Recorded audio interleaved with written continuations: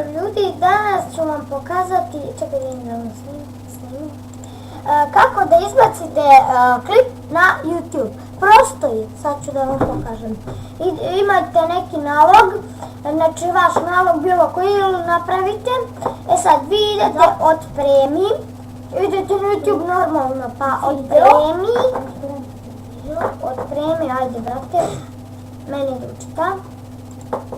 A ja nisam, sad ću vam pokazati, a izvinite zato što nisam duže snimao, baš duže snimao, zato što na onaj drugi koji sam koristio, idete ovdje da izaberete koji ćete izbaciti klip i ja ću sad izbaciti ove što sad snimam, ali ne mogu odmah zato što mi još snimam.